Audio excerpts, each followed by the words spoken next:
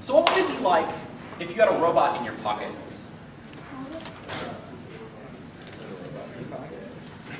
Meet Swaybot.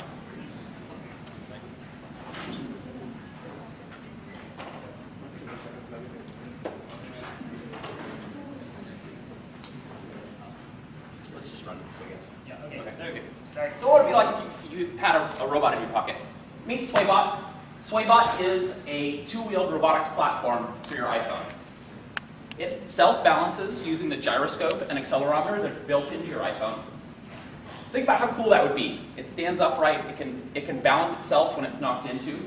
It'd be a really fun toy.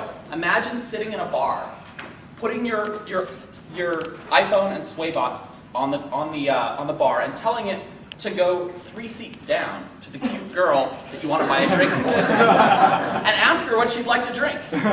So it drives down, it turns, it faces her, it's got your picture on there, and it's got 3 choices. And she taps on the screen, you know, I'd like some wine, and it then backs up, turns around, and drives back to you, and you can order a drink for her and walk over and introduce yourself. How cool would that be, right? But that's just one example of what you can build on the Swaybot robotics platform. Let's take a look at our first prototype. It was built this weekend from scratch. Yeah. So this is our first prototype. It's using a real iPhone. It's really balancing itself, almost. We're still tuning the control algorithm, but I think you can see from the video what the potential is here. We have a little bit more work to do to tweak the algorithm. You'll notice there are some wires coming off of it. That's the motor control circuitry that's just sitting off board that we were using for prototyping. We'll have that on board in the final version. So we've been talking to people this weekend. We've talked to a lot of you already, probably. And we've gotten an interesting response. When we talked to people and presented it as a toy or as a novelty or as a phone accessory, we heard, oh wow, that's really cool, that's awesome. I'd be willing to pay like 20 to 40 bucks for it, which is not super compelling. But when we presented it as a robotics platform, people's eyes lit up and they said, oh wow, I can think of all sorts of cool things I can build with that. I'd love one. I'd be willing to pay $100 to $150. So it really changes the equation. You don't have to just believe us though. This is a proven market. Romo raised $100,000 on Kickstarter. They're a $150 tank tread platform. It's about this big. They sold $300,000 in pre-sales in their first 3 months of existence. There's a lot of demand for this. But it doesn't fit in your pocket. So let's compare that to Swaybot. Swaybot is a $99 price point, we expect.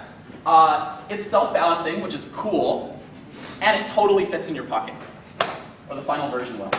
The current version, not quite, but we've sourced all the parts to figure out how that's going to work. The material cost is expected $9, we think, with a total manufactured cost per unit of $15.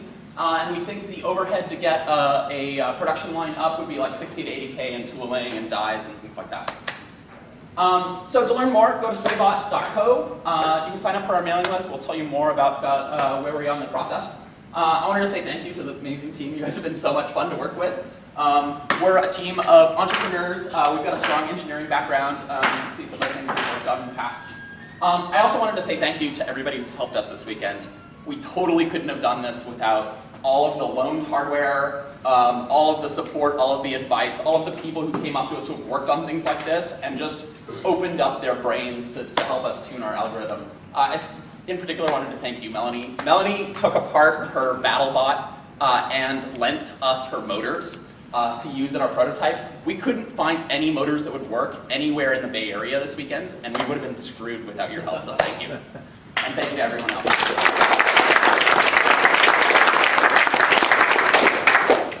Questions?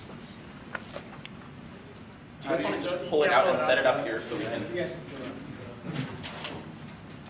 just pull it out and we'll just set it, I don't know, if you're maybe. So you guys can just see the form factor. So it's off, but this is what we're talking about in terms of form factor. And it'll be a little bit smaller in the production version. The wheels will be closer to the body. That's just because of the motors we had access to. So. How do you see marketing this taking to market? I think the initial go-to-market strategy is really going after like early adopter geeks who want something cool to show up with their phone. It's the reason you see people lining up, 24 hours in advance to get an iPhone 4S. They're not doing it to solve like a burning need. They're doing it for the coolness factor, right? Like nobody has a burning need for Siri, right? But it looks awesome. It's something you can show off, and it looks cool. So I think that's where we start, and then we use that as a launch pad to go more mass market. And it's a way to make your iPhone just that much cooler than everyone else's iPhone. So. How do you expect to sell it? What are you going to distribution channels? I think online is a natural place to start. I think, not to sort of follow Remotive too much, but I think Kickstarter would be a really good first step in terms of building an audience and building a fan base and raising some funds to go into manufacturing. I don't know if you guys have any other thoughts to add to that. Sounds good? Thank you.